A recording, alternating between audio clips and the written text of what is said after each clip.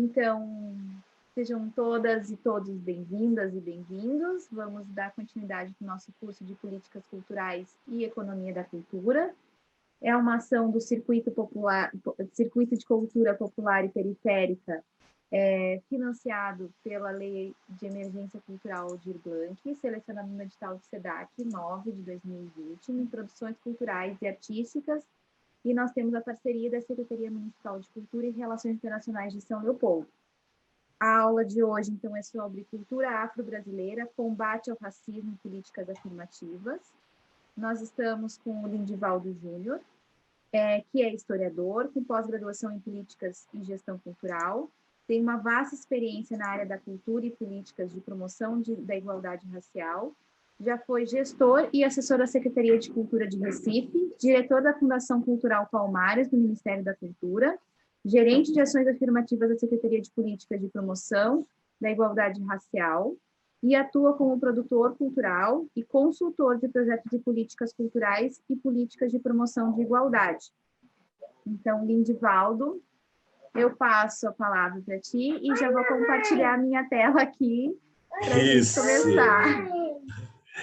Bom dia a todas, bom dia a todos. Quero agradecer o convite, dizer que é uma alegria. Deixa eu baixar meu telefone.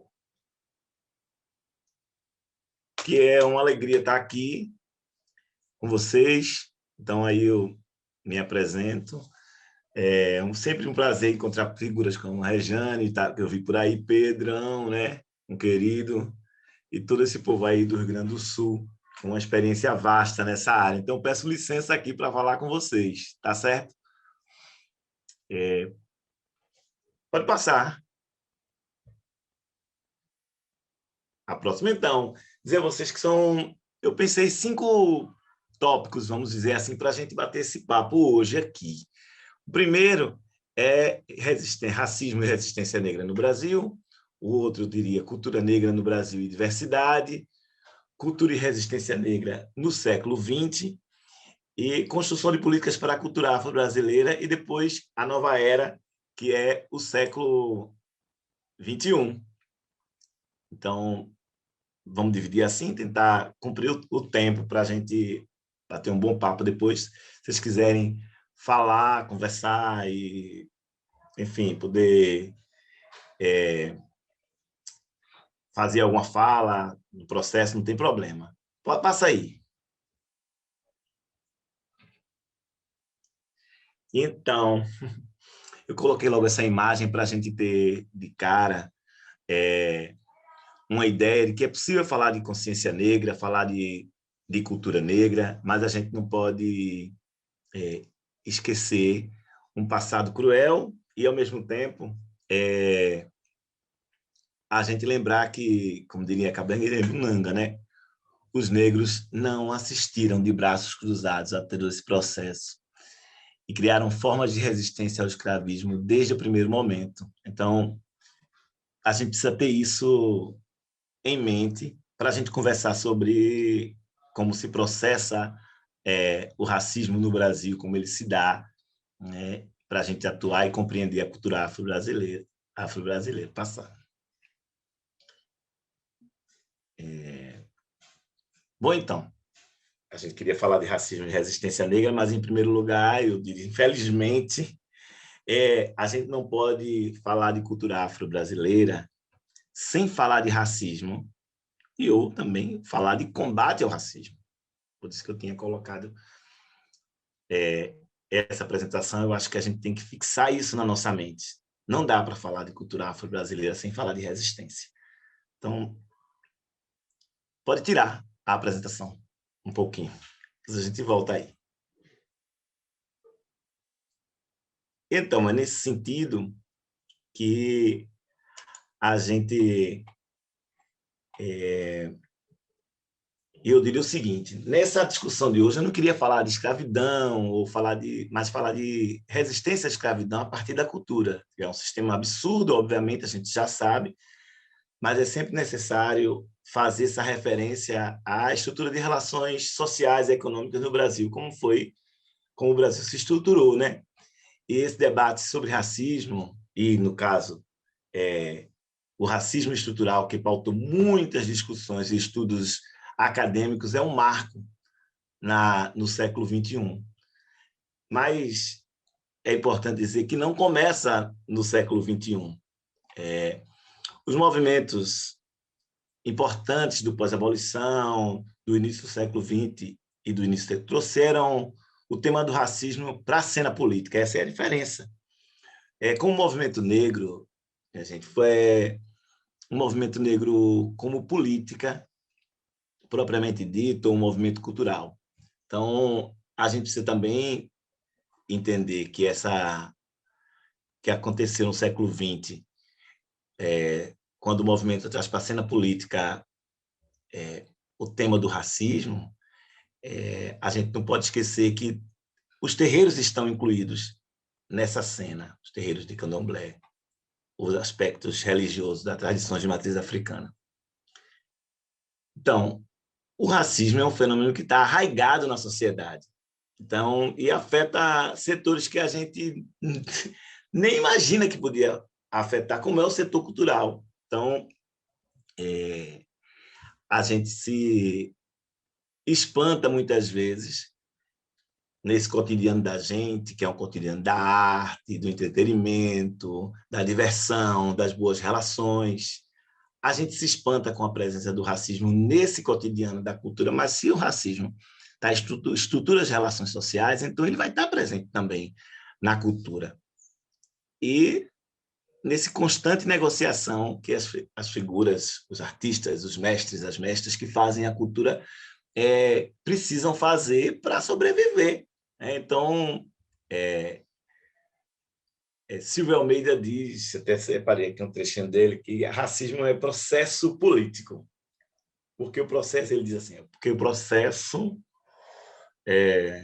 político, por quê? Com o processo sistêmico de discriminação que influencia a organização da sociedade, depende de poder político. Caso contrário, seria inviável a discriminação de grupos sociais inteiros.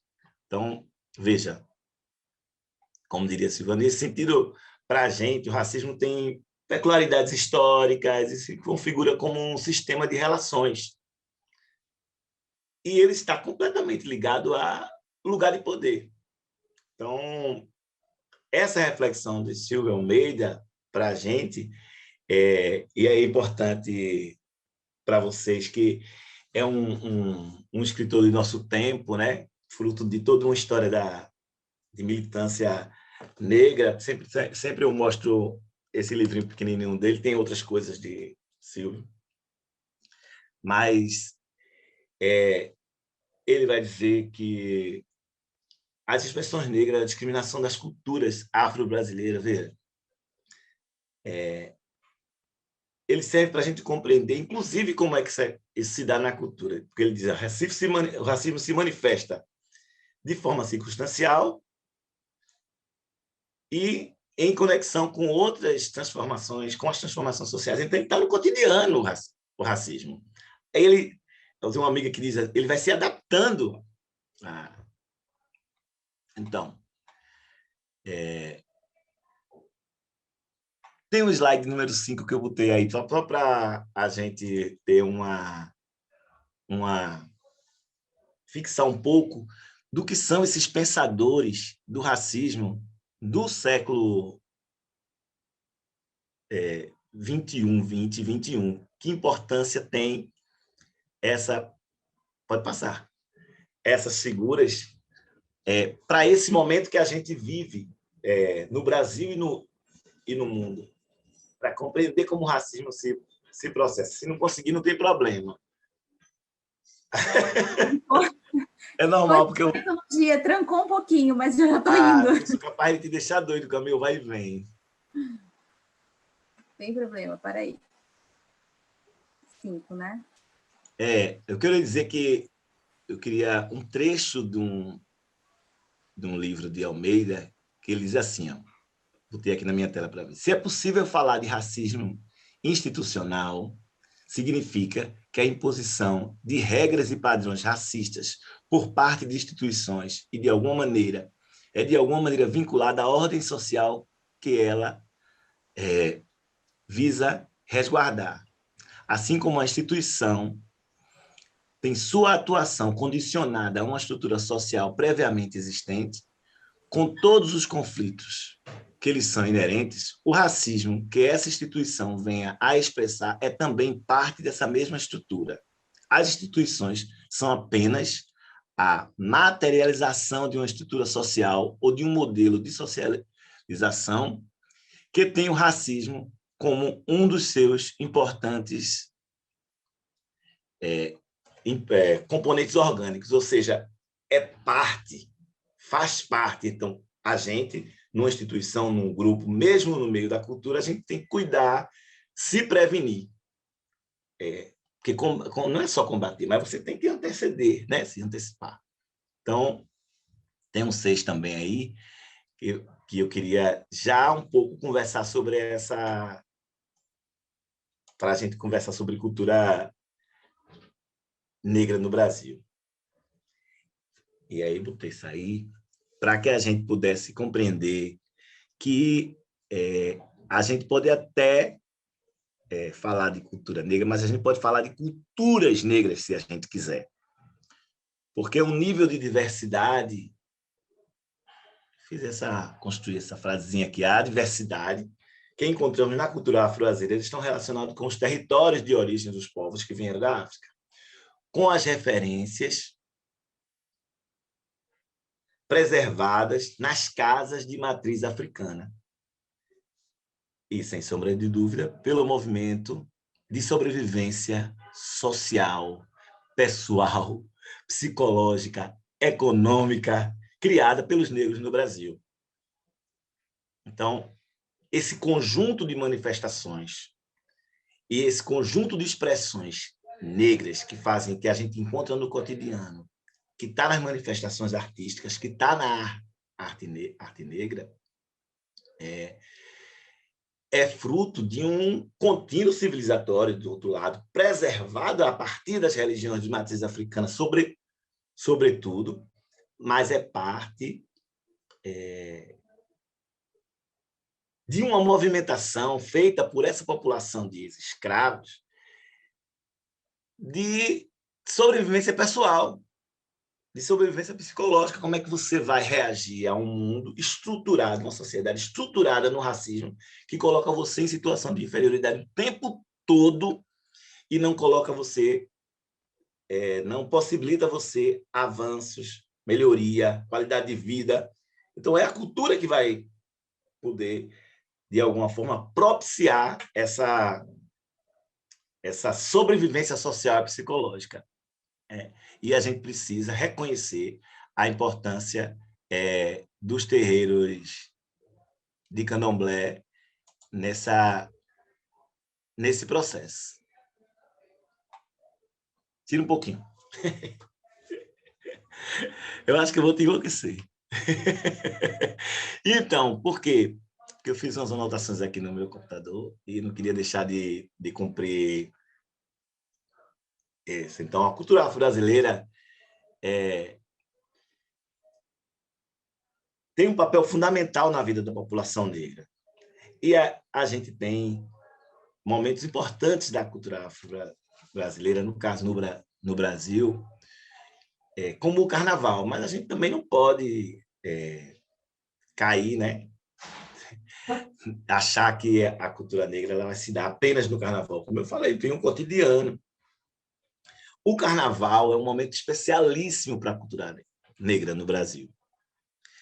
Os negros tomaram o carnaval de assalto. Não esqueçam. É assim o movimento de sobrevivência. É assim que a cultura se relaciona e se entrelaça com o combate ao racismo, com perspectiva de transformação social a partir desse lugar. Tomando os espaços de assalto. Foi assim com o carnaval. E aí se transformou a principal festa. A cultura afro-brasileira ela é diversa e não se expressa apenas na festa. Bete do Oxum, uma figura que todo mundo por aqui, a maioria conhece, diz sempre o negócio. A gente não é só festa, mas a gente se reconhece na festa, que eu acho maravilhoso filosofia, porque está cruzando com tudo que o candomblé faz isso também, né? A gente, quando vai para o candomblé, a gente diz, vou para a festa, né? E você está indo, se fosse para a igreja, você diz, está indo para o culto, mas a gente diz, estou indo para uma festa. Então, a gente se reconhece na festa. Mas ele está presente em outras coisas. A cultura afro-brasileira, a gente precisa reconhecer que ela está no cotidiano. Ela está presente, sobretudo na língua. Lélia Gonzalez, por exemplo, vai chamar, baseada nas coisas de Ney Lopes, vai chamar, e na sua vivência no candomblé, ela vai chamar o português de pretuguês, porque ela é cheia de palavras, inúmeras palavras de origem africana, no geral, palavras que são banto, palavras banto, bunda, banda, maracatu, samba, semba, berimbau, tanta coisa que está no cotidiano da gente, e ainda tem as formas de que algumas pessoas vão dizer que está errado porque troca o R por o L, né? Mas tem a ver com as línguas iorubás, essas trocas. E aí Lélia Gonzalez vai dizer, a gente fala um português. Então, de tanto que a população negra ela modificou o português brasileiro. Isso é exatamente a cultura brasileira, pouco reconhecida. Mas a gente tem figuras como Ney Lopes, que eu já recomendo aqui a importância de conhecer mais Ney Lopes, né? Porque conseguiu fazer uma série de publicações e tem um dicionários da cultura afro-brasileira. E aí, a cultura negra ela está em tudo quanto é lugar. E é na música brasileira, no alimento do dia a dia, né? No teatro. Hilton Cobra diz, o preto faz teatro com o corpo todo. A arte da gente é com o corpo todo. Teatro, dança, tudo misturado. Ele sempre coloca essa questão que eu acho fantástica, porque coloca a gente num lugar bem bacana de um todo, né? Então, mas eu queria... Tem uma imagem aí bonita de Candomblé que eu queria... Acho que era importante, porque a gente precisa reconhecer, para entender a cultura afro-brasileira e para entender como é que é isso aí, como é que essa relação se dá com o enfrentamento ao racismo, compreender a importância e como o candomblé figura como um contínuo civilizatório. Você não está falando apenas de uma religião, você está falando, uma figura importantíssima para a minha formação, o pai Paulo, de São Paulo, que foi do Colegiado Setorial para a Cultura Afro-Brasileira, que fala o tempo todo, o candomblé é um contínuo civilizatório, mais que religião. Aí eu cheguei no meu pai de santo, eu sou de candomblé também, sou homem de Ogum, e meu pai de santo disse assim, oxente, a gente não é só religião não, rapaz. E meu pai de santo não é um cara letrado, vamos dizer assim. A gente é mais do que religião. Aí você vai entender que, no cotidiano, essas figuras preservam tradições milenares. E a gente, aqui, como viventes, como liderança de cultura, como gestor cultural, tem uma responsabilidade, que é de compreender essa manifestação, que a princípio se coloca religiosa, como uma manifestação cultural, de manutenção de uma tradição. E isso também é uma coisa super legal, porque vai ajudar a gente a dialogar com esse problema de Estado laico, por exemplo. Quando você tem uma responsabilidade pública de se ver com essa responsabilidade de cuidar dos terreiros, quando você observa que esse candomblé, por conta de preconceito, de racismo religioso, etc., intolerância, você se vê também do outro lado questionado por uma sociedade cristã que domina e que não compreende essa dimensão de continuidade, de preservação que o candomblé traz. Então, do ponto de vista das culturas banto, que está espalhada no cotidiano da gente a partir do português ou do português, de alguma forma, ela está processada, mas ela tem um lugar no candomblé também, que são os candomblés banto, Angola e a diversidade do batuque, da Jurema. Os bantos estão colocados ali, que é de uma região de África. E, do outro lado, os iorubás, né? Quetos, nagôs, tal, que preservam por dentro da religião uma língua, o iorubá, no Brasil, uma forma de falar, porque talvez não seja o mesmo iorubá que do cotidiano da Nigéria, de Oió, etc.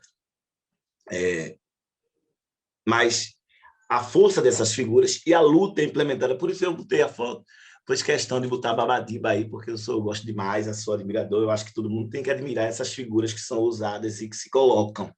E essas mulheres aqui abaixo, com Mãe Beata de Iemanjá, que tem uma propriedade incrível, já não está mais entre nós, uma filósofa da nossa tradição de matriz africana, desse contínuo civilizatório, língua, música, dança, gestual, alimentação, tudo está preservado nesse contínuo civilizatório que é o candomblé. Passa aí, eu acho que eu vou ter outra coisinha que eu queria...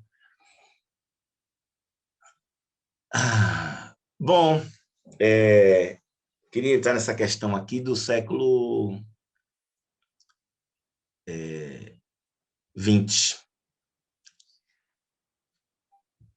Alguém quer falar alguma coisa? Tá tudo bem por aí, né? Estou ouvindo. Então, de novo, vou citar Silvio Almeida. Como eu disse, ele é um intelectual do nosso tempo, fruto dessa trajetória do movimento social negro brasileiro. Quando ele diz que, embora a resistência contra o racismo tenha raízes mais antigas, foi no século XX que os movimentos sociais assumiram um decisivo protagonismo político. Pode tirar a...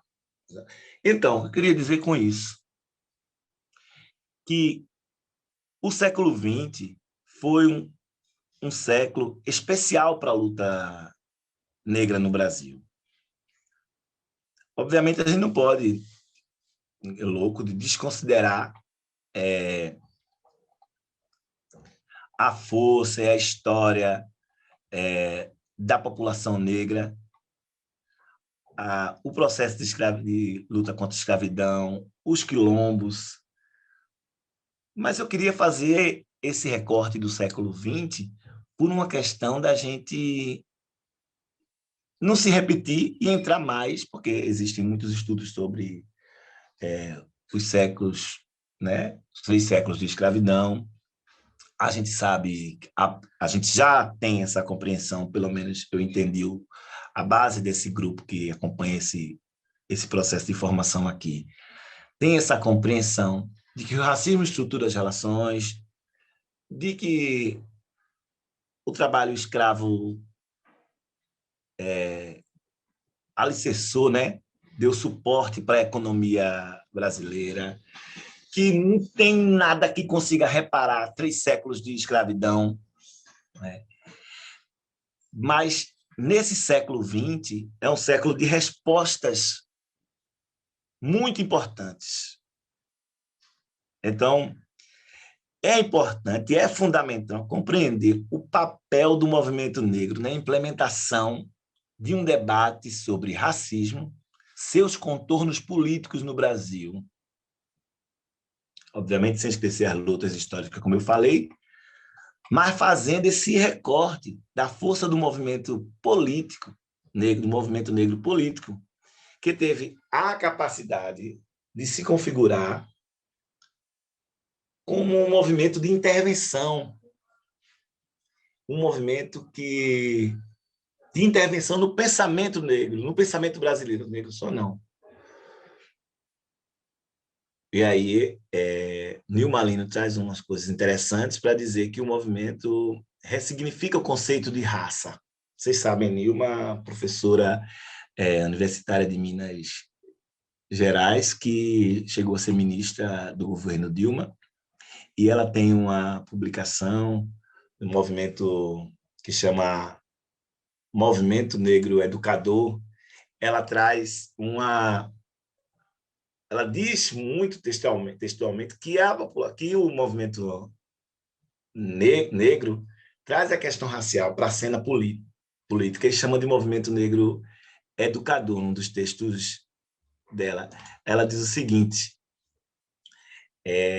ela traz uma reflexão importante. Aponta que o movimento negro, para o movimento negro, raça é uma construção social.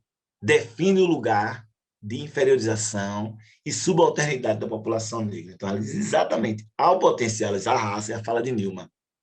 O movimento negro desvela a sua construção no contexto das relações de poder. Na minha avaliação, isso permite compreender a gente, o quanto a sociedade é alicerçada segundo uma lógica racista, mas que tem um movimento que responde a partir de uma compreensão de que precisa disputar espaços de poder. Então, é um movimento negro no século XX que aprofunda esse debate. A gente só está aqui podendo fazer esse diálogo porque existiu e existe um movimento negro no século XX pulsante. A inserção do movimento negro provoca as estruturas de poder no Brasil. E isso se consolida em termos de participação política e de intervenção política. E tem um ponto, vamos dizer assim, um ponto alto com a Constituição de 88. E Constituição de 88 apenas, mas com a movimentação para a Constituição de 88. Tem um slide 10 aí que eu queria falar dessas conquistas políticas de 88, mas eu queria, antes disso, citar aqui para vocês algumas instituições fundamentais para que a gente chegasse no século XX, em 88, com conquistas.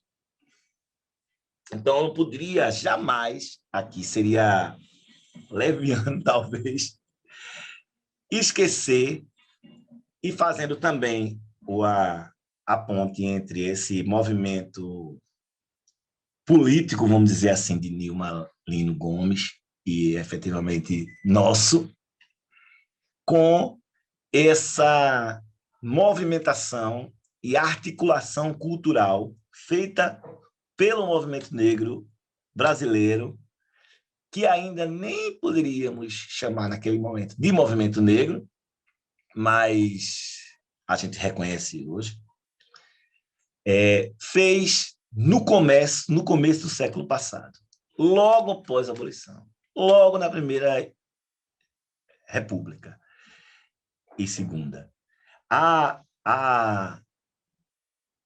Vou só citar aqui, porque eu quero falar outras coisas lá na frente, daqui a pouco não vai dar o tempo. Mas vejamos. Movimentos fundamentais para que a gente chegue a ter um movimento negro político cruzado completamente com essa força da manifestação cultural. E tendo a cultura como uma ferramenta fundamental, é a Frente Negra Brasileira, de Abdias e de outras figuras, que na década de 30 foi fundamental para questionar e para trazer as reivindicações dos negros para a cena política, para discutir problemas graves, como o problema de educação, para questionar a questão como a visibilidade, o espaço do negro na sociedade. E uma outra... Você sabe que a Frente Negra chegou, inclusive, a ser um partido político, mas a Era Vargas É uma era cheia de contradições. Os gaúchos tomaram o poder, mas não resolveram as questões da negritude. E a Frente Negra Brasileira botou para lascar, vamos dizer assim, e fez um movimento político fortíssimo no Brasil. Desse mesmo período, são um conjunto de jornais negros, que não redunda falar aqui, nos vários estados brasileiros, inclusive no sul do país, no Nordeste. Na minha cidade, inclusive, tinha um jornal importantíssimo, Clarim, se não estiver enganado, que uma prioridade entre esses jornais de provocar a população negra em torno do problema do letramento, da alfabetização, e de sua inserção na sociedade, e questionar o poder constituído. Assim é também o teatro experimental do negro. Eu tenho um texto super bacana de Haroldo Costa, que eu acho que vale a pena ler, gravar o nome dessa figura. O teatro experimental do negro, Abdias do Nascimento, é aí da Frente Negra Brasileira, Solano Trindade e outros. Abdias também é teatro experimental do negro. Observe que Abdias do Nascimento é, talvez, salvo engano nosso aqui, uma das principais figuras políticas do Brasil, com uma compreensão de negociação de cultura negra fantástica, também artista, e essa compreensão dele de negociação e de articulação com os poderes constituídos, porque a Abdias chegou a ser parlamentar. Então, eles vêm também do Frente Negra Brasileira, teatro experimental do negro, porque todo mundo sabe como é pesada essa questão no meio do teatro, da arte e da cultura negra, a ausência negra ou a invisibilidade dos negros na arte e o teatro experimental do negro. Lá na frente a gente vai ter o fórum de performance negra, mas o teatro experimental do negro é fundamental. Então, queria dizer isso, mas citar também os clubes sociais negros, que muito focado no sul-sudeste, tiveram um papel importante nesse, e que a gente vai, em determinados momentos, achar que clubes sociais negros ou os clubes de frevo, que têm uma relação com as corporações de ofício, a diferença entre os dois clubes, são movimentos culturais importantíssimos no Brasil, mas a gente que se constituiu na esquerda, a gente não olhou para esses movimentos sociais como fundamentais para a vida política, mas para a vida social, para o cotidiano da população negra, para a sobrevivência social, pessoal, psicológica. Esses movimentos são fundamentais. Portanto, são movimentos políticos. Então, também a criação do movimento negro unificado é o grande momento da sacação desse movimento negro político e da negociação do movimento na década de 70. O Grupo Cultural Palmares, que tem uma tarefa incrível no sentido de fazer com que a sociedade, se aliando ao movimento negro unificado, compreenda vamos dizer assim, a simbologia do dia 20 de novembro, e a data como fundamental para a gente, inclusive, educadamente, para a relação com a sociedade, questionar o mito da democracia brasileira, que já vinha sido questionado, vamos dizer que a Frente Negra Brasileira e o Teatro Experimental do Negro brigou com eugenistas, brigou com os freiristas, entende? Empreendeu um pensamento brasileiro. E também, na década de 70, a criação dos blocos afro e afoxés. Então, é claro que a gente precisa destacar alguns nesse sentido, o Acomabu, no Maranhão, o Ileaê, na Bahia, no bairro do Curuzu, o maior bairro negro de Salvador, portanto, o maior bairro negro do Brasil, em termos de quantidade de pessoas negras, na Bahia, que fez um outro tipo de disseminação. E, em termos de articulação também da luta social, da luta negra, com a arte, o Fórum de Performance Negra, já no século XXI. Pode passar ou tirar, se for o caso. Tira um pouquinho, para eu poder... Então, queria pontuar esse conjunto de iniciativas, sem negar, obviamente, sem esquecer, mas como não há tempo para tudo isso, essa força que vem dos movimentos culturais negros antes dessas articulações ou junto com essas articulações. Que são os capoeiras, a força e a importância da capoeira. Todos nós temos essa consciência para a história do Brasil, para a luta dos negros, para a organização, para a sobrevivência pessoal.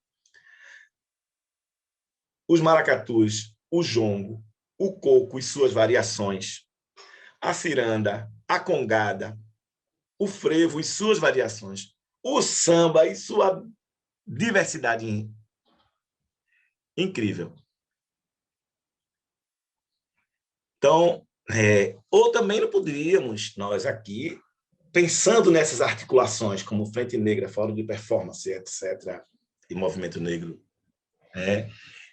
esse cruzamento entre o político e o cultural, que é político, negligenciar as expressões mais da atualidade também.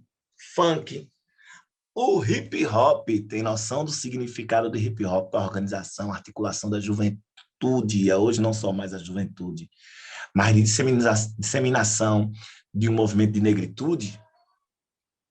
O brega funk, o passinho, muitas delas consideradas manifestações influenciadas pela cultura de massa. Aí não tem problema, a cultura de massa, a gente está ali na cultura de massa, nós os negros. Então, eu quero reafirmar que as manifestações negras figuram como um movimento de resistência e afirmação da identidade. E tem desejo de reconhecimento. A diferença é que determinadas manifestações tiveram um papel fundamental no debate político atual, inclusive de ações afirmativas, e papel importante nos debates e nas intervenções políticas da atualidade. Então, a gente não pode deixar de destacar, obviamente, como eu falei antes, Abdias Nascimento e Teatro Experimental do Negro, com Haroldo Costa, Léa Garcia, Solano Trindade, Ruth de Souza, e, na sequência, outros artistas que têm um papel fundamental, Zezé Mota, e por aí vai. Aí a música, o samba, tal, que a gente tem uma infinidade para falar, teria uma infinidade para falar, tão importante quanto essa movimentação da década de 30, da cultura do teatro experimental, do negro, da capoeira, e dessas manifestações mais históricas, como o maracatu, tal, que se preservaram, estão os blocos afro com essa discussão de afirmação da beleza. É uma coisa fundamental, que é um negócio da noite da beleza negra, criada a partir ali do Ilê, mas que ela tem uma movimentação de afirmação da estética negra africana e afro-brasileira, que é fundamental para o que a gente vive hoje, de afirmação da identidade, do cabelo, do jeito, das histórias negras. O Ilê, o Acomabu e outras organizações negras brasileiras da década de 70, que perduram até hoje, estão lá vivas até hoje, tiveram um papel fundamental para a gente fazer o reconhecimento de histórias do continente africano. O Ilê faz desfiles incríveis. Eu fui para um desfile que o Ilê homenageava Angola e as revoluções africanas, depois o Haiti. A gente foi possível para nós compreender esses conjunto de manifestações e de revoltas negras fora do mundo, na África, a partir dessas instituições dos blocos afro. Eu acho que eu tenho um slidezinho aí. Estou deixando tudo louca, não, né? Colocar aí, eu acho que deixa eu ver aqui. 12.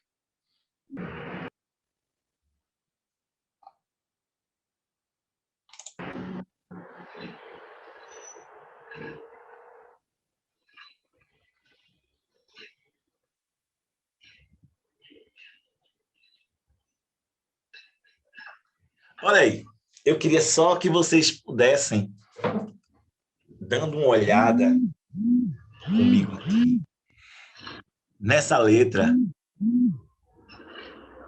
para dizer como o movimento negro é político e como o movimento cultural negro é político. Pessoas, década de 70 era ditadura militar. Abdias do Nascimento teve que sair do país. Milton Santos teve que sair do país e nem era considerado militante. Cada negro intelectual tinha que se esconder. E os da periferia morria. Mas o que fez o Ileaê?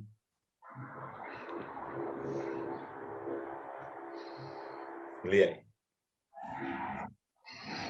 Vê. Um minutinho aí para vocês degustarem essa letra. Que bloco é esse que eu quero saber? É o Mundo Negro. Se eu soubesse cantar, cadê aquele artista? Eu estava cantando aqui, mas se eu cantar, vai espantar vocês. É o Mundo Negro que viemos mostrar para vocês. Que bloco é esse que eu quero saber? É o Mundo Negro que viemos mostrar para vocês. Branco, se você soubesse o valor que o preto tem. Tu tomava banho de piche, ficava preto também. Eu não lhe ensino minha malandragem, nem tampouco minha filosofia. Não, quem dá a luz da cega... Aí tem umas coisas aí que a gente não gosta. Mas que bloco é esse que eu quero saber? Somos crioulo doido, somos bem legal. Temos cabelo duro, somos black power. Então, tem uma relação com a estética, mas tem uma relação política com o movimento Black Power norte-americano e que foi fundamental e que, inclusive, a gente teve, obviamente, problemas, porque até mesmo os setores da esquerda brasileira questionavam essa relação entre o movimento negro brasileiro, o movimento de negritude e o movimento Black Power, como se a gente tivesse aqui americanizado a luta política no Brasil, dividindo. Então, que é um erro clássico para compreender o país e como a luta política, a luta por dignidade, vida melhor se processa. Então, será que não tem mais um sobre isso aí?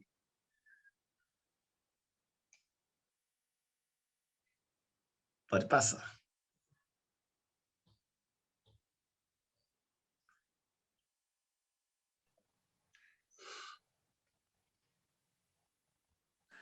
Estou tentando. Lindivaldo, Oi. Tu tem mais uns 5, no máximo 10 minutinhos para tu concluir, tá? A Sandra ali também já está na sala para nós poder ir. Ótimo. Então, vamos lá. Você volta. Qual é Eu queria... Qual é a imagem que tu queres, Lindivaldo? Oi? Qual é o slide que tu queres? Desculpa. Não, não precisa não. Pedro não? Me deu uma... Jogou água em mim. Tô brincando, ó. Eu queria, no outro e último item, falar de que toda essa bagagem, vamos dizer assim, ela no século XXI teve lugar, vamos dizer assim, na construção de políticas para a cultura afro-brasileira. Porque as últimas décadas, o movimento negro brasileiro, uma presença no meio acadêmico, a inserção nas lutas sociais, a presença no parlamento, promoveu uma melhor compreensão da história de resistência em enfrentamento às várias formas de opressão vivida pelos descendentes de africanos no Brasil. Então, é um conjunto que faz isso. Isso vai trazer para a gente a possibilidade de uma discussão sobre política pública, efetivamente. Então, nos últimos anos, as legislações mudaram, né? E puderam trazer à tona um processo de discussão sobre reparação de danos causados à população negra. Então, eu vou passar aqui para pontuar que, tanto na Constituição, a partir da Constituição, que é uma base para a gente, tiveram avanços importantes para a construção de políticas, como a criminalização do racismo, e para a cultura isso é importante. A demarcação das terras quilombolas e o reconhecimento das manifestações culturais negras ele se dá lá na Constituição. Então, nesse período, é o período em que se cria a Fundação Cultural Palmares, de 1988. Então, a Fundação Palmares ela foi criada para promover, apoiar eventos relacionados ao patrimônio cultural brasileiro. Aí tem a intervenção social, política, econômica. Então, você veja que, para 88, a resposta do governo brasileiro, ali no bojo da Constituição e do centenário da abolição, foi uma fundação cultural. E isso só vai ser, de alguma forma, resolvido em 2003, com o governo Lula. Porque traz outra compreensão. Então, de 88 a 2003, no âmbito nacional, as questões mais amplas referentes à vida da população negra foi, de alguma forma, negligenciada em termos de construção de política. Estava ali alocado numa fundação cultural. Então, mas é importante a gente dizer que, em 88, eu queria pontuar, 88, a força daquele ano, de 88, e a presença do movimento cultural nessa aliança com o movimento negro. Então, por exemplo, as escolas de samba, em especial as escolas de samba do Rio de São Paulo, foram fundamentais no Brasil. Mas também as caminhadas, os seminários, os encontros, as manifestações, e com muita participação da cultura. Tem uma pesquisadora chamada Renata Campos, que pesquisou em 88 a força das escolas de samba e o discurso trazido pelas as escolas de samba, né? Aí, obviamente, teríamos que a gente, se quisesse, para cantar vários sambas, se a gente quisesse, para entender como a cultura negra, as escolas de samba, apesar das nossas queixas do ponto de vista do capital, né, da exploração da mulher negra, do problema trazido por Lélia Gonzalez, da mulata, da objetificação das mulheres negras, que Lélia traz isso de forma muito forte e talvez tenha influenciado para uma mudança significativa, tanto na luta do movimento negro, mas também de como as escolas de samba, os grupos culturais tratam as mulheres negras de alguma forma hoje, embora exista muita coisa a ser debatida, mas as escolas de samba, eu queria falar de 88, a força para a gente mexer na Constituição e ter ali um embrião de políticas públicas para a cultura negra, as escolas de samba questionavam, de novo, o mito da democracia racial, o lugar do negro, o espaço, e se falava muito de uma abolição inconclusa. Então, será que já raiou a liberdade? Ou se foi tudo ilusão? Será que a Lei Áurea é tão sonhada, há tanto tempo assinada, não foi o fim da escravidão? Então, é a luta do bem contra o mal, que tanto sangue derramou. Então, isso é muito importante, esse discurso que a escola de samba faz para a luta política da população negra no Brasil. Então, se cruzam novamente essas informações e essa luta e essa articulação. Então, a Mangueira, tantas outras escolas de samba questionou o que se chamou, em 88, de falsa abolição. Então, eu queria, para finalizar, falar do que eu tenho chamado de uma nova era, que é o século XXI, com todos os problemas que a gente está vivendo, tudo lascado hoje, com pandemia, com Bolsonaro, com governo genocida, com desmonte. Mas o século XXI traz uma outra coisa, e não é só porque porque foi o governo Lula, não.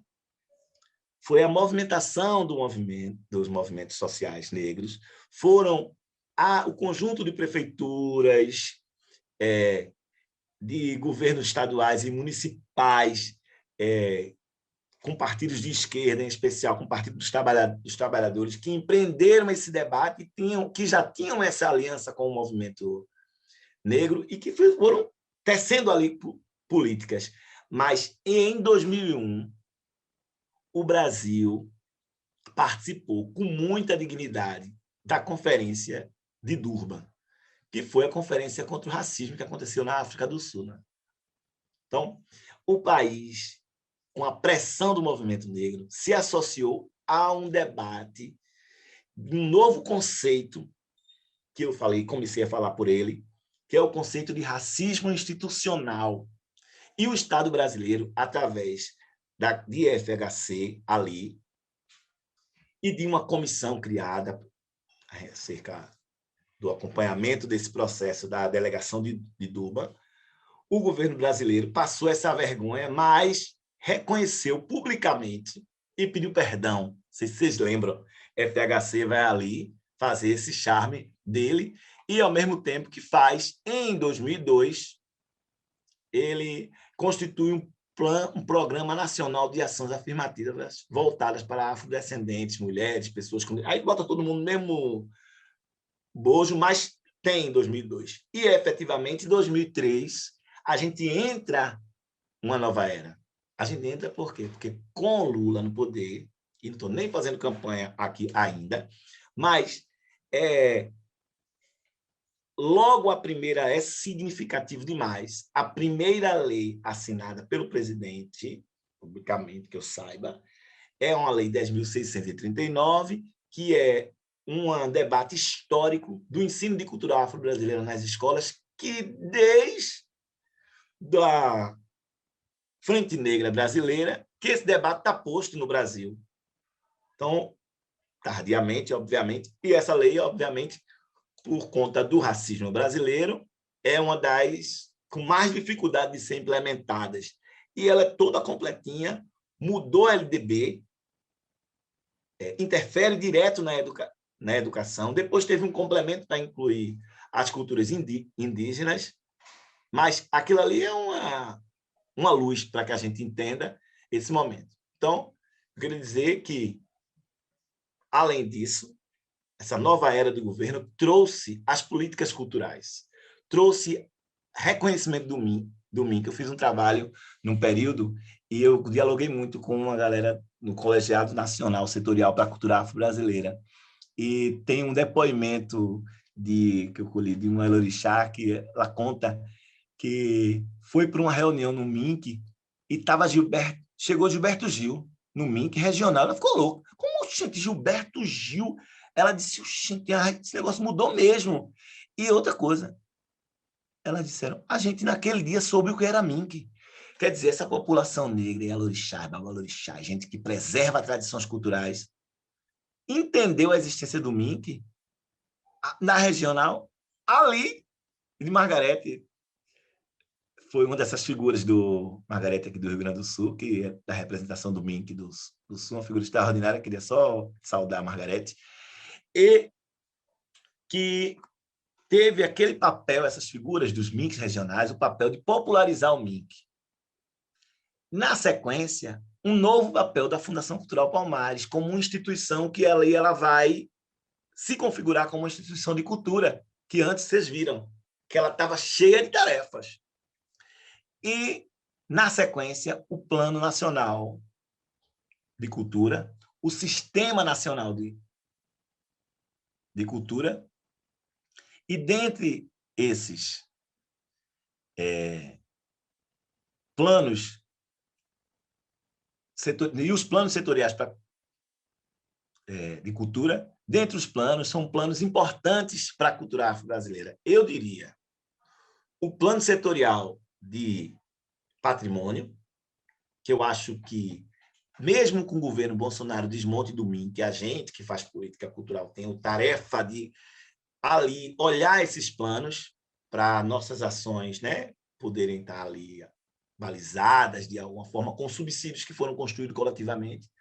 O plano de culturas populares, o plano de culturas indígenas, plano de culturas afro-brasileiras, que eu quero pontuar, que foi o último, né? está sendo organizado, no apagar das luzes do golpe, o lançamento do plano setorial e negligenciado, inclusive, em termos de visibilidade, obviamente, por nosso próprio governo. Mas existe hoje um conjunto de documentos que nos ajudam a compreender como a gente pode avançar nas políticas para setores tão importantes e subalternizados que, no meio da cultura, colocam, no meio de um setor que é do entretenimento, da beleza, das boas relações, da gargalhada, da risada, da música, colocam ainda em inferioridade, em situação de inferioridade, a cultura negra. E isso vai se revelar, não é só visualmente, é no planejamento. O racismo está ali. No planejamento, né? Na estruturação da política, no não lugar do negro na política pública de cultura e o não lugar da cultura negra na política cultural dos estados e municípios. Ainda isso acontece. A gente tem, obviamente, cidades, governos importantíssimos, governos que fazem um papel, fazem a diferença em termos de política pública, mas é uma realidade. O racismo se revela no pouco orçamento, no planejamento, na falta de visibilidade, de manifestações singulares, fundamentais para a história e para a vida brasileira, não é só para os... Então, se tivesse mais tempo, eu acho que eu passava o dia todinho falando aqui se me deixasse. Mas eu quero só... eu fiz uma lista assim, de coisas que eu queria que fixasse, né?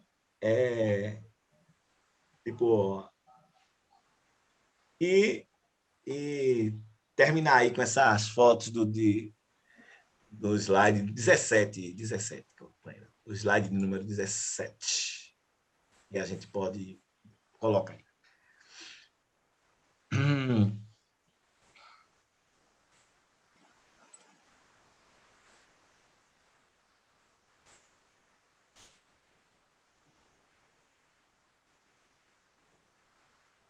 A próxima. Segue aí. Então, queria terminar com essa para dizer que é só a mobilização que vai ajudar. Como é o nome dele? Um companheiro nosso de movimento que diz assim: luta mais que o governo vai atrás. Pronto. Espero que tenha ajudado. Valeu, pessoal. Obrigada, Lindivaldo. Eu vou passar já para a Sandra Ali, vou apresentá-la primeiro. E a Sandra Ali é educadora, psicóloga, ativista, antirracista, dirigente de uma comunidade de tradição de matriz africana. É servidora pública e psicóloga na Fundação de Atendimento Socioeducativo no Rio Grande do Sul, a FASE-RS, e secretária executiva do Conselho do Povo de Terreiro do Estado do Rio Grande do Sul. Sandra Ali, eu já passo a palavra para ti. Você tem 50 minutos também para falar. Depois que ela terminar de falar, a gente faz uma rodada de perguntas. E aí o Lindivaldo volta para colocar também mais coisas e a Sandra Ali responderem as perguntas. A gente vai fechar em 10 pessoas para dar tempo para a gente fazer esse diálogo com eles. E aí fazer um intervalinho depois, mas antes vamos ouvir a Sandra Ali. A Sandra Ali, desculpa, estou errando o nome dela. Desculpa. Então, bom dia, saudando a Ori de cada uma e de cada um. Dizer que falar depois do Lindivaldo é uma bênção, porque metade das coisas que eu poderia estar ocupando aqui no meu tempo, né, eu não preciso, porque o meu mestre já fez as devidas argumentações, e com certeza, se tivesse mais tempo ele teria, para colocar esse conhecimento, né? Esse conhecimento que vem da nossa ancestralidade. Então, muito obrigada por teres falado antes. E também quero, né, de pronto, assim, agradecer o convite, né, da organização desse curso, em especial do Pedro Vasconcelos. Também eu ia começar com um texto assim, de Facebook que eu vi outro dia, que o Pedro batia forte, como bate quem conhece o que está fazendo, com a radicalidade amorosa, né? Que é um termo que eu cunhei, que às vezes a gente bate com, mas isso é de forma amorosa. É a amorosidade que faz com que a gente realmente aprenda. Muitas vezes as pessoas têm dificuldade de aprender, de absorver a questão do racismo. E aí Pedro colocava ali em relação ao prêmio, a um prêmio aí que foi que algumas pessoas receberam, e que há uns questionamentos ali do pessoal, né, do pessoal que está acostumado a receber prêmio, né, e questionando. E aí o Pedro foi ali num texto acho que foi no Facebook que ele colocou, e naquele texto ele explicita tudo e ponto, e tipo aquela coisa assim, ó, povo branco, e mesmo os não brancos, que às vezes acham que fazer cultura é apenas essa coisa do dito clássico, não é? O Pedro foi ali com precisão. Obrigada, Pedro. Mas dizer que a Anima estava falando que Anima, porque é o que está que tá aqui escrito, não é? Mas, enfim. Marina. Então, dizia que com a dificuldade de pronunciar o meu nome. Por quê? Porque, na realidade, o nome, né, é Sandra Lee. O IA é por conta da autoridade civilizatória de tradição afro-brasileira e afrodiaspórica, lugar onde eu me referencio, né? E essa titulação, diria assim, né, é um termo cunhado por Jairo Pereira de Jesus, meu mestre, né, que foi quem realmente me colocou de forma a tratar a questão da tradição de matriz africana como um conhecimento, né, um conhecimento com muito rigor.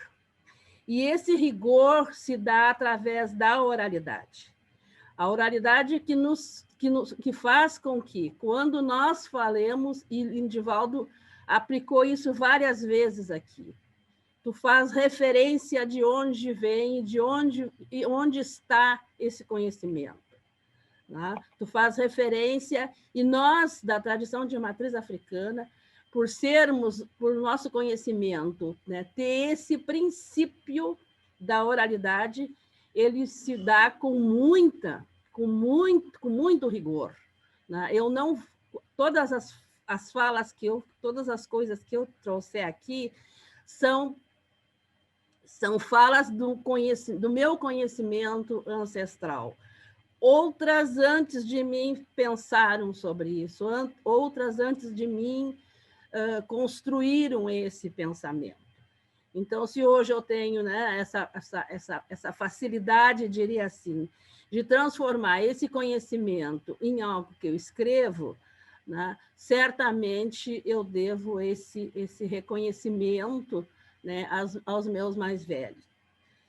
Eu tenho um tempo, né, limitado, então já quero dizer que eu vou pegar minha ampulheta, porque tempo é um orixá. E como ele é um orixá, a gente não controla ele.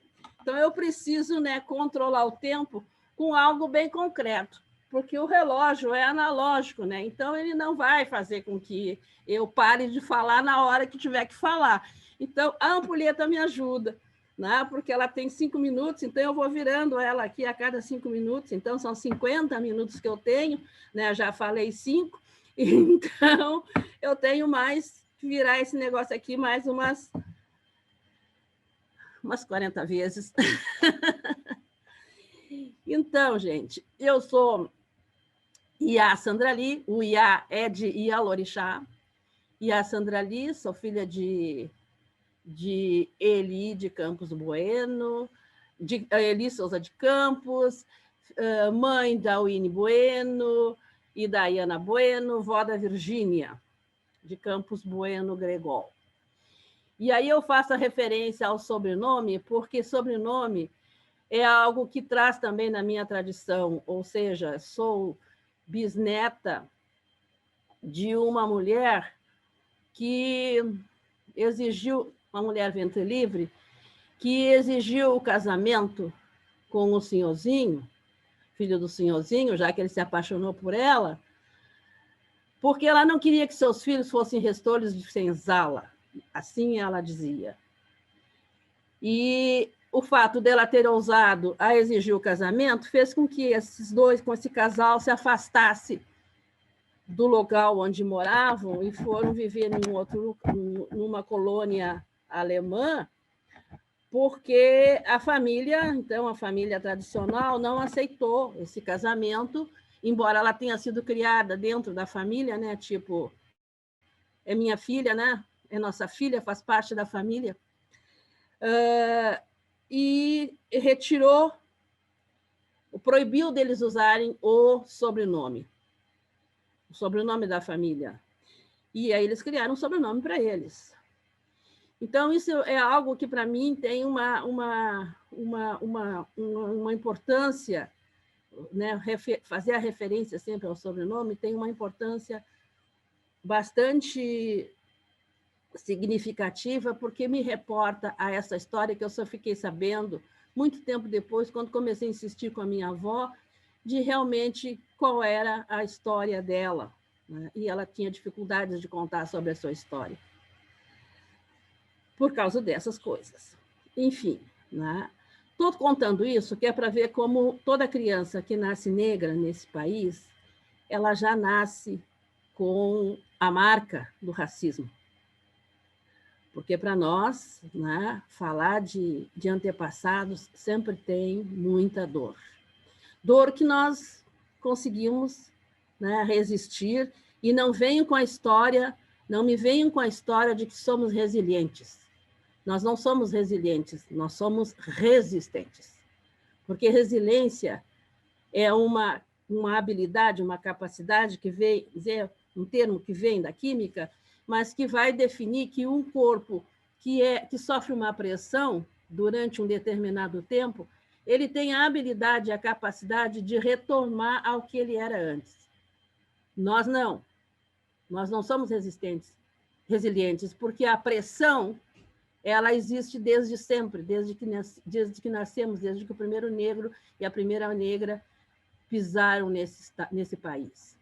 Então, nós somos resistentes porque nós continuamos sendo pressionados desde então e sempre, né? E precisamos resistir a essa opressão para continuarmos sendo aquilo que nós somos. Um povo que foi, né, arrancado do berço da humanidade. Um povo cuja cultura se transforma de tal forma é amalgamada que consegue reunir povos, culturas, tradições várias numa só. Isso não é para qualquer um. Não é para qualquer um transformar formas de se comunicar, linguagens e arte em uma só. Num país hostil, numa sociedade hostil, que desde sempre não nos quis. Não nos quis enquanto seres humanos, enquanto pessoas. E daí eu tenho quase certeza que a grande expectativa aqui é que nós falemos sobre a cultura afro-brasileira, da tradição de matriz africana, como se ela fosse exclusivamente a religião de matriz africana e afrodiaspórica. Não é assim. Quero dizer que aquilo que chamam de religião, para nós, é a expressão do sagrado da tradição de matriz africana, que se coloca como um todo, né? Que se coloca como um todo, como uma grande árvore, né? Que abarca tudo e a todos, no sentido de que cada galho, cada semente, cada flor, cada fruto tem origem numa só raiz. Raiz que é rizomática, porque a cada contato com o outro, ela transforma isso em um outro, diria que numa outra árvore, num outro produto, numa outra floresta, né, que tem aquela raiz, mas ela se configura como um novo. E esse novo significa um novo paradigma. Eu vou falar um pouco, vou trazer um pouco, né, de um texto, de um artigo que eu fiz junto com minha filha, porque, de qualquer forma, eu sou dirigente de um terreiro aqui Pelotas, que é dirigido num compartilhamento de poder matricentrado, são 5 mulheres. E se eu falo em poder na tradição de matriz africana, nós falamos, entre as mulheres, nós falamos de compartilhamento de poder, onde, a cada momento, dependendo da necessidade da comunidade, uma de nós assume o comando, né? O comando maior das coisas. Né? E, inclusive, a minha neta, que também citei aqui, né, a Virgínia, ela hoje já tem um poder de nos alertar, né, em relação, quando a nossa relação com as crianças sofre algum momento de hierarquização, não da hierarquia do sagrado, mas hierarquia em termos de poder, ou seja, eu sou adulto e sei mais do que tu, né? Ela nos alerta que o conhecimento ele é feito de forma compartilhada com tudo, com todos que existem, com tudo que existe na natureza. E, portanto, é assim que a gente entende o poder.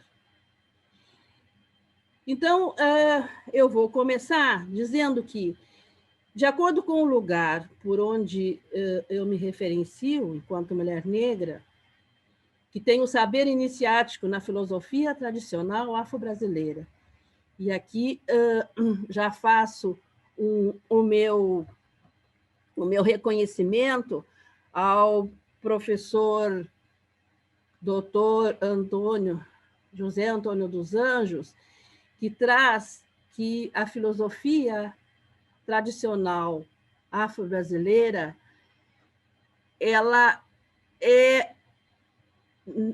é um arcabouço capaz de propor um outro modelo para o equacionamento das questões de equidade racial. Porque nós entendemos, né, quando a gente diz que acolhemos a todos, isto não é falácia, nós realmente acolhemos a todos.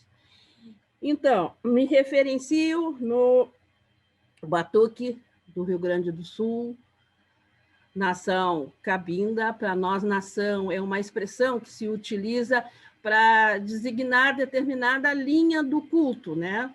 que também se utiliza isso no Rio Grande do Sul, e também aqui a gente fala muito do lado, né? De que lado tu és, né? Ou seja, de que lado que tu és, povo de religião. E aqui é muito estranho também que a gente diz de religião, tu é de religião, não é? Porque esse lugar de ser de religião foi algo que nos colocaram, né? Nos colocaram assim de religião, né? A sociedade branca colocou isso, de religião. E a gente também passou a se autodenominar de religião. Eu sou de religião. Eu estou dizendo de que lugar eu estou falando. Enfim,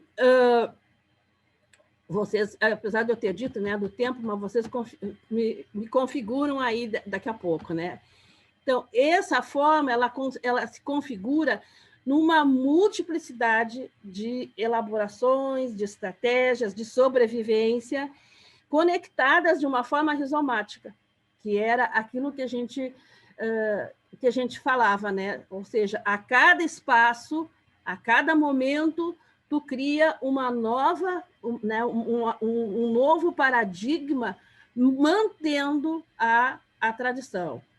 Na forma como a gente vai ocupando os espaços que têm sido percorridos, né, nesse confronto com a hegemonia da modernidade, da pós-modernidade, que são traçadas por esse modelo eurocêntrico e universalista de definir as epistemologias, entende o conhecimento, enfim, e que nós entendemos que há um deslocamento quando eu vou para esse momento de estar aqui num lugar diria que de professora, né? Embora não seja, mas que há um deslocamento do lugar de autoridade da tradição de matriz africana, né? Dessa tradição civilizatória de uma matriz, e que faz com que eu possa me deslocar, né? Me deslocar desse lugar e me colocar como uma pesquisadora, como uma pesquisadora, como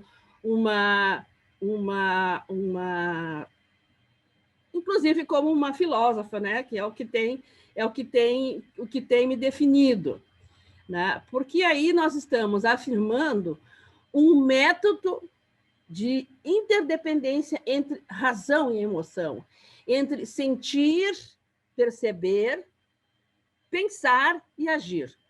Porque nós fugimos do parâmetro, né? Penso, logo existo. Não. Nós existimos, nós sentimos, nós percebemos, pensamos e agimos. Porque é exatamente assim que se dá a ação humana. Né? Só que, bom, foi se colocando outros paradigmas aí que não são os paradigmas que nos comportam. Por isso, ainda se diz que há uma cultura popular e uma cultura erudita. Não, o que nós dizemos é que só existe uma cultura erudita porque existe uma cultura dita popular. E aí, voltando a isso, né, a gente, com esse método, né, de estar aqui conversando, nós ultrapassamos esses limites, que eles são muito tênues, entre a produção do conhecimento e o método que a gente utiliza para romper essa fronteira entre o senso comum e a desconstrução de modelos que são viciados pelo preconceito, pela violência cultural, pela violência histórica, pela violência política e por essa estruturação do axioma xenofóbico que ainda resiste, né, que é resultado dessa equação que eu tenho dito que ela se exponencia ao infinito, porque enquanto existir racismo e machismo, né, nós estaremos dentro desse axioma xenofóbico, que não enxerga no outro, né, que não enxerga na cultura do outro algo como sendo também seu. né? Porque nós enxergamos a cultura do outro, a cultura dos outros, como sendo por dentro do axioma xenofílico, ou seja, eu só sou porque o outro é, e o outro só é porque eu sou. Em termos bem específicos, né, tentando traduzir o que significa a filosofia Ubuntu. E nós entendemos, e isso assim muito embasado em um aprendizado da sabedoria do sacerdote Adbola Issal-Badiru, que nos mostrou, de forma bastante bastante erudita do nosso aspecto de entendimento do conhecimento, que viver é um processo artístico. Ou seja, a cada atividade do ser humano, e isso se constitui numa forma de expressar as etapas desse processo e de uma forma artística, ou seja, é a arte de nascer, a arte de alimentar-se, a arte de crescer, a arte de viver e a arte de morrer. Então, eu quero ficar um pouco agora centrado na arte de alimentar. Principalmente visando, né, não era isso que eu queria falar, mas visando o momento em que vivemos, em que o nosso povo volta de uma forma muito violenta a ter fome. Né? Volta a ter essa fome, não só a fome desse alimento, né, que faz com que a gente consiga se manter razoavelmente sobre o mundo, mas fome de tudo, né? Fome de educação, fome de saúde, fome de lazer, fome de bem viver.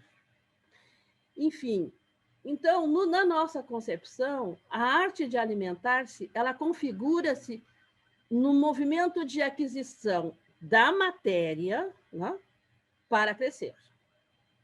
Então, ingerir comida, abstrair alimentos que dão a vida, que dão o caráter, pois os seres humanos, como todos já sabemos, são aquilo que comem.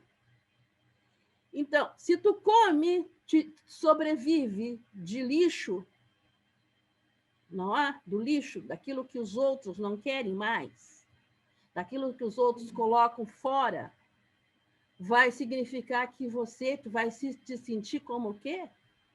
Como um lixo. E daí, outro dia alguém falava, né, que o povo de rua aí não se ouve falar que o povo de rua morreu de Covid. Mas óbvio, não é? Eles não pegam, ninguém pega na mão deles, ninguém fala perto deles, ninguém fala com eles, o que é pior ainda, né? Vocês devem estar pensando assim, mas nossa, é uma aula de cultura, o que essa mulher está fazendo? Eu estou falando de cultura. Eu estou falando dessa cultura que agora, nesse momento, cada vez mais está sendo genocida. É uma cultura genocida. Porque às vezes a gente pensa na questão da cultura, naquela questão mais, né, diria que sim, mais específica, mais dentro da caixa. Né? E não é isso. Não é só isso. Então, voltando, né? O nosso corpo, ele busca a luz que está fora, que está na natureza. E ao ingerir os alimentos, né, ele transforma isso ou elimina para que se mantenha apenas os minerais, apenas a energia vital que exige de todo ser humano, vivo e não vivo. Porque para nós, na nossa cultura, tudo tem sentido, tudo tem força, inclusive a pedra.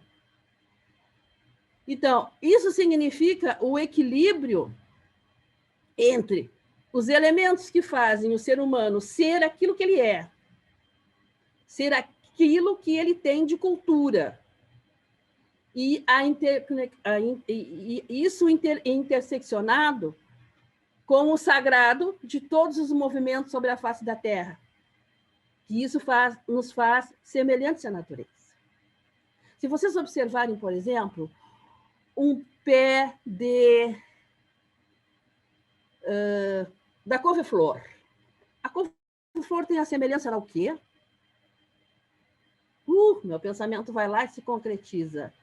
Eu enxergo a couve-flor. E, ao mesmo tempo, esse pensamento precisou do quê? Da conexão do meu cérebro. Cérebro e couve-flor, eles são semelhantes. E se você for pesquisar mais ainda, né, na arte da biologia, por exemplo, na arte da nutrição, vai descobrir que a couve-flor ela tem propriedades que são benéficas à constituição desse cérebro, à constituição desse corpo, né, que faz com que eu tenha conexões com os neurônios e que esse negócio aí funcione, né, e faz com que a gente coloque em ação o nosso pensamento. Então, falando um pouco do povo de terreiro, né, esses homens e mulheres vivenciadores da forma como a tradição de matriz africana e afro-brasileira entende o sagrado, nós percebemos o real e a religião numa dimensão intrínseca, porque para nós não existe forma de religião fora, mas sim dentro da tradição, dentro de uma cultura, né, que se amalgamou com outras culturas.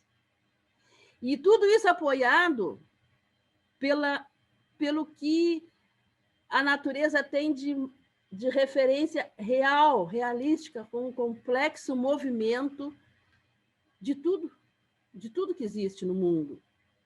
E aí eu quero fazer uma referência quando eu falava de povo de terreiro, e dizer que povo de terreiro é um conceito criado por um grupo, né, que construiu o Conselho do Povo de Terreiro do Estado do Rio Grande do Sul, né, no governo Tasso, única instância com essa formação no Brasil. E povo de terreiro significa o conjunto de mulheres e de homens vivenciadores da matriz africana e afrodiaspórica, e aí aqui a gente inclui tudo, Umbanda, Quimbanda, todas as manifestações religiosas da tradição de matriz africana, que foram submetidos compulsoriamente a um processo de desterritorialização.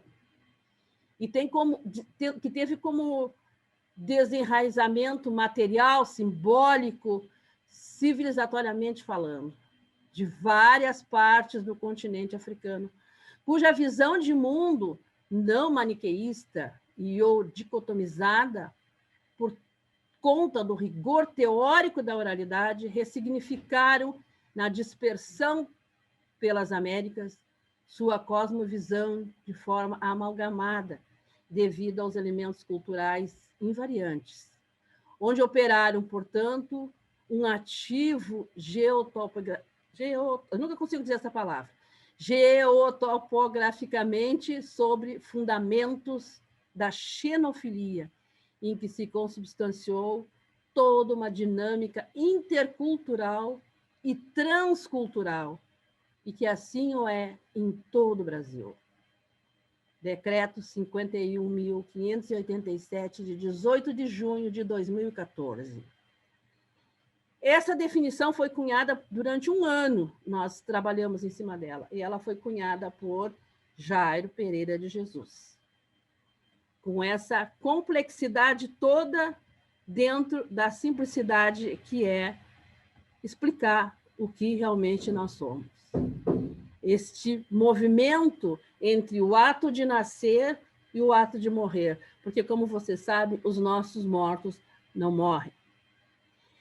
Portanto, quando eu trago abordar sentidos, sabores, né, falando da cozinha, por exemplo, eu dialogo com o espaço do terreiro, como lugar de uma vivência cotidiana, de uma concepção de mundo em que as pessoas são indissociadas entre si, entre a comunidade, entre a natureza, entre todos os seres vivos e não vivos, numa interconexão, onde a comunhão se dá não por empatia.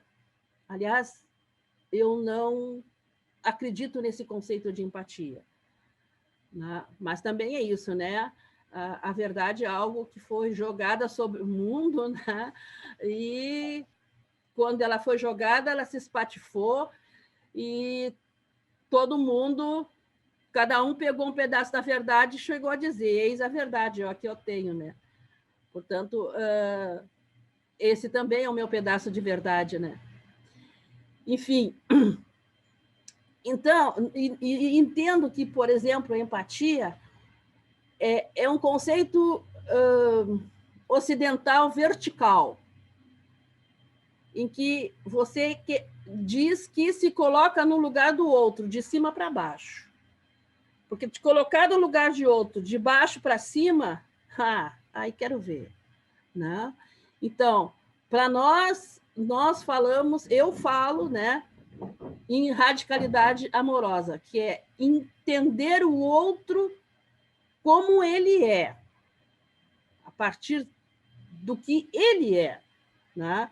E o máximo que eu vou poder fazer é compartilhar com ele, compartilhar com a sua dor, porque ninguém consegue, né, ter empatia, se colocar no lugar do outro. Quem é que se coloca, por exemplo, no lugar? Como é que você vai querer se colocar no lugar do outro, cara pálida? Se colocar no lugar de uma mulher negra que sofre, né, a dor da perda de um filho que é baleado simplesmente pela sua cor de pele. Não tem como. Não tem como. Voltando.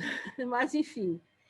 Então, a arte de se alimentar, de preparar os alimentos num espaço sagrado do terreiro, por exemplo, é algo que faz com que esse compartilhamento que eu trazia, ele tenha um forte vetor de compartilhamento e de paradigma na tradição de matriz africana, ou seja, desse povo que a gente já tinha abordado, né, em relação a isso. E daí eu quero falar um pouco da experiência, né, do batuque, até para eu poder ir reduzindo, né, tudo que eu queria falar, que não nos deixa dúvida essa cultura, né, essa cultura do batuque, que todo o fundamento, e aí fundamento, né, depois se alguém quiser, a gente explica um pouquinho melhor o que isso significa, que todo o fundamento da nossa tradição, da nossa cultura, está na cozinha. E toda a energia vital que dedicamos aos orixás passa por ela, porque cozinhar para o orixá significa compartilhar com os seres humanos, compartilhar com a sua comunidade e com o entorno e com todos que baterem na nossa porta. Então, em tempos mais remotos, a cozinha ela tinha um imbricamento com o cultivo, com a cultura domiciliar de cada elemento que era necessário para esse preparo dos axés e dos pratos servidos para o povo, né? Axé aqui, estou falando dos pratos servidos para os orixás.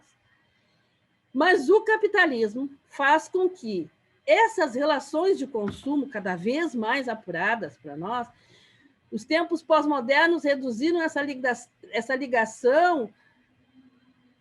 Tu vai ao supermercado, tu vai ao mercado, e não é mais aquele mercado que nós cultuamos e que nós entendemos o que é um lugar de troca, né? Mas tudo isso tem se transformado numa voracidade. Então, hoje são poucos os terreiros que têm, por exemplo, espaços para hortas, espaço para galinheiros, espaço para currais, né? Então, a nossa vida, a nossa cultura, a vida religiosa, né, dos terreiros, a vida, como diz Jorge Carvalho, antropólogo, né, que cada um dos seus membros nós não podemos nos apoiar nesse circuito industrial hegemônico.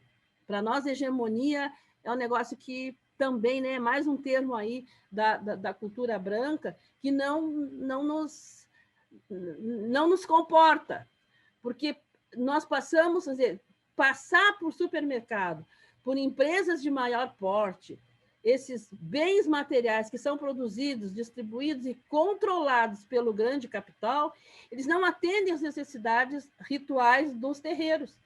E também não atendem às necessidades cotidianas do povo de santo e da gigantesca e complexa rede das pessoas que usufruem desses serviços e que estão articulados em torno dos terreiros. E aí quero trazer um exemplo. Por exemplo, às vezes a gente vai no mercado, né? E isso eu observei muito nos mercados lá em Porto Alegre, tu entra no mercado e pede azeite de dendê.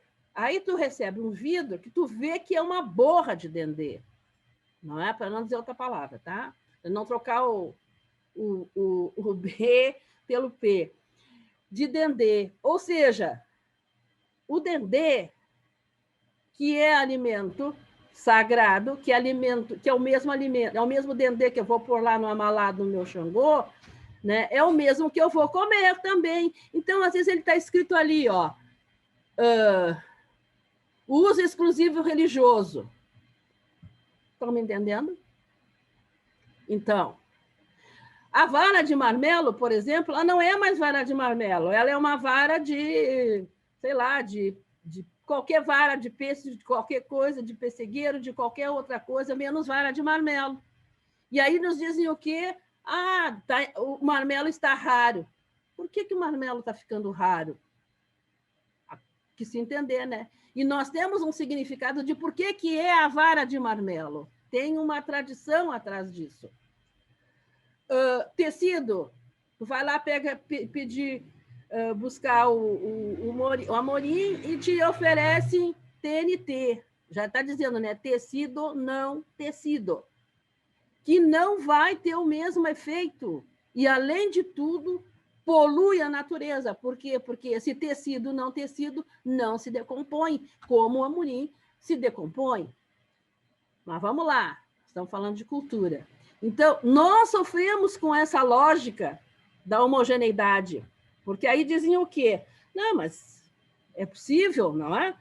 Então, quando nós falamos em comida para o povo de terreiro como algo extremamente importante, como algo cultural, e que algumas, e de forma que algumas elas não podem ser preparadas fora de ocasiões específicas, por exemplo, porque se articulam num modo de fazer vinculado a uma concepção baseada na prática, na experiência, né? Envolvendo, às vezes, envolvendo sempre, né? Essa arte que eu falava, a arte de viver e de morrer, numa cadeia de forças, aí sim, forças hierarquizadas, de acordo com a interação de tudo que existe na natureza.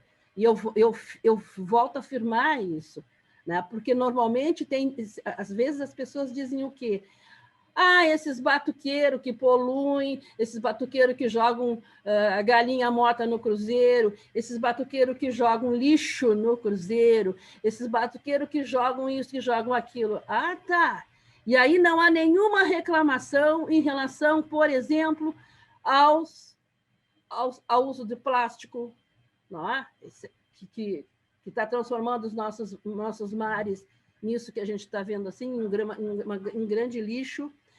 Não reclamam, né, não reclamam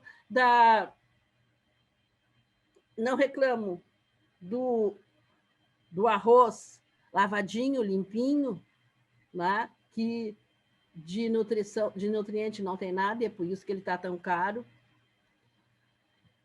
Não reclamam do refinamento do sal, que só nos detona, e por aí afora. Tá?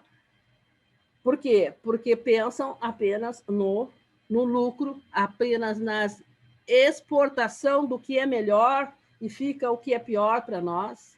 E quando volta, muitas vezes, quando voltam para nós, voltam completamente alterado, adulterado, que não tem a mesma relação com o sagrado que a gente está aqui trabalhando.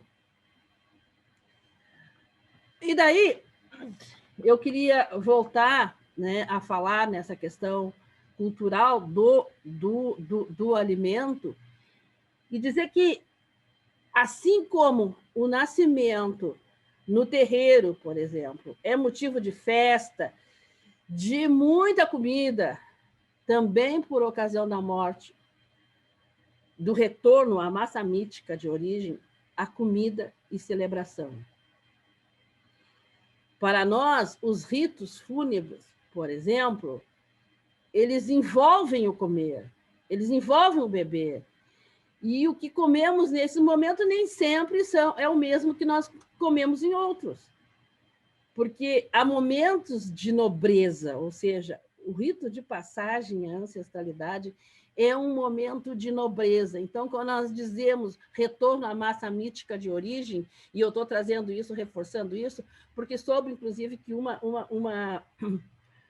pessoa, uma professora que foi defender o seu mestrado, o seu doutorado, e usou esse termo, retorno à massa mítica de origem, e foi questionada. O que ela estava querendo dizer com isso? Então, nós temos sempre uma necessidade muito grande de estar definindo aquilo que nós estamos, os termos que nós estamos usando, por quê? Porque eles fogem completamente dessa lógica, né? dessa lógica cultural da sociedade branca, da sociedade da academia.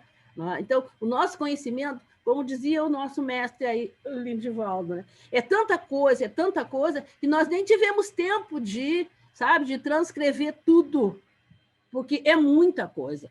Cada um de nós é uma biblioteca. E quando eu falo cada um de nós, eu não estou falando cada um de nós, apenas nós negros, né? Nós sacerdotes e sacerdotisas de tradição de matriz africana. Eu estou falando de nós. E aí, quando, por exemplo, um dos mais velhos, morre prematuramente, como estão morrendo com essa pandemia, por um descaso violento, né, por um genocídio violento da nossa população, né, é uma perversidade, é uma violência, porque ele prematuramente vai embora uma biblioteca, sem que tenha, inclusive, cumprido toda a sua missão, que é de repassar para os mais novos, né, a sua, né, um pouco, porque não se consegue passar todo aquele conhecimento, né, que tá ali. E daí eu quero destacar que a preservação, né, dos nossos pressupostos civilizatórios e existenciais, ela não está sendo permitida. Ela não está sendo permitida porque tem algumas coisas que a gente considera extremamente importante e que elas são, muitas vezes, banalizadas. Por exemplo, e culturalmente eu estou falando, por exemplo, hoje, né, já existem espaços, restaurantes, que utilizam a comida dos orixás, né, a comida dos orixás, colocando isso como algo exótico. Hoje já se usa, por exemplo, muitas vezes se usa o pano de cabeça, né? Esse aqui não é um pano de cabeça, isso aqui é um turbante, mas usam o pano de cabeça como se fosse, né, como se fosse um acessório. E nós não estamos dizendo que as pessoas não devam usar, e nós não estamos dizendo que as pessoas não devam, por exemplo, utilizar, né, fazer com que a cadeia, por exemplo, a cadeia alimentar também esteja contemplada com a nossa culinária. Nós estamos dizendo que ela deva ser usada de forma a retornar para onde tem que retornar. Por exemplo, ninguém abre mão do seu privilégio, por exemplo, do privilégio branco, de ter, né, de ter poder aquisitivo, ninguém abre mão para fazer com que alguém da tradição, alguém mesmo da tradição, né, alguém que conheça o que está fazendo, né, abra um restaurante, então, para, né, colocar à disposição de todos a comida, né, essa comida dita comida de santo, né, que não é só comida de santo. Né? O santo come, mas também como. Aquilo que serve para o santo, por exemplo, aquilo que serve para o meu ori, serve para alimentar o teu ori também, e serve para alimentar a comunidade. Né? O sangue da cabrita que vai aqui, né? Ele depois, o corpo da cabrita vai servir para alimentar as pessoas. Isso é cultura. Entende? Isso é cultura, é sagrado? Sim, toda cultura é sagrada, porque ela serve para preservar o ser humano e para desenvolver. Né? Então, para nós, o povo de terreiro, ele se fortalece através desse encontro sagrado com o alimento. E é por isso que dizer, né, e eu digo isso, todo prato é sagrado. Né? Nós estamos remetendo ao alimento do nosso ori, o alimento da nossa, né, do ori, desse espaço humano, né, desse pedaço do corpo humano, onde o conhecimento se expressa, a sede do conhecimento e do espírito. Né? E também a forma de consciência, né? A forma de consciente, de presente, de que eu estou nesse espaço, de que eu sou natureza, de que animal, planta, tudo isso faz parte da minha existência, tudo isso faz parte da minha cultura, tudo isso faz parte da forma como eu me coloco no mundo. Né? Por exemplo, nós somos 70% de água. E aí, gente, não dá para pensar em privatizar a água, porque privatizar a água significa nos privatizar também.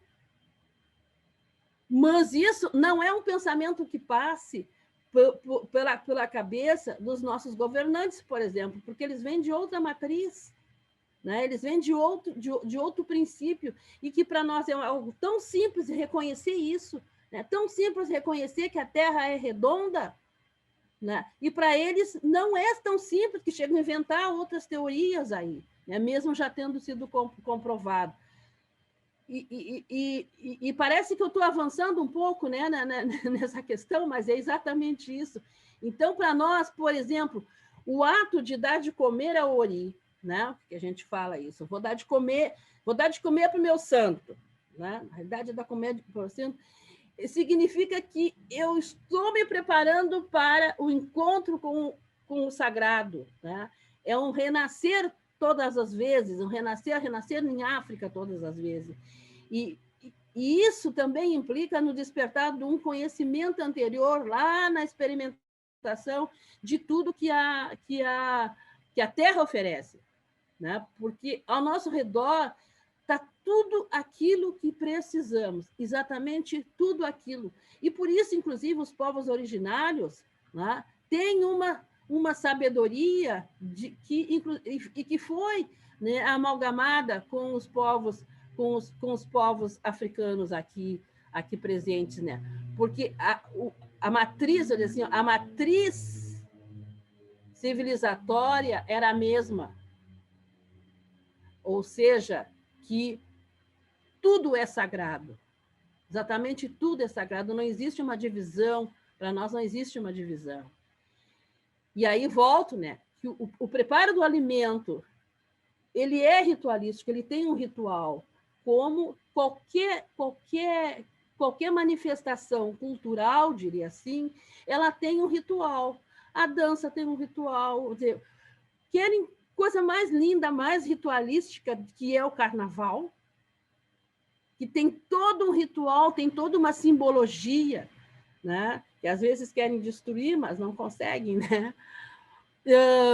Querem coisa mais ritual do que a partitura de uma música, a partitura de um samba enredo. Né? E por quê? Porque necessita de combinação que demanda de um movimento articulado de vários elementos que compõem a concretude do fazer e a concretude do saber fazer. Não basta eu querer acho lindo, maravilhoso, adoro carnaval, né? E desfile em escola de samba. Mas eu não sei fazer carnaval, fazer tudo aquilo, não sei, né? Então, eu sei entrar lá e sambar, agora fazer, montar todo aquele esquema, eu não sei, assim como dificilmente, às vezes até tem um carnavalesco, né, que são vivenciadores da tradição, né, mas ele não vai saber juntar aquela concretude do fazer, do meu fazer, com o saber fazer, por exemplo, né, uma cerimônia da tradição religiosa. E aí,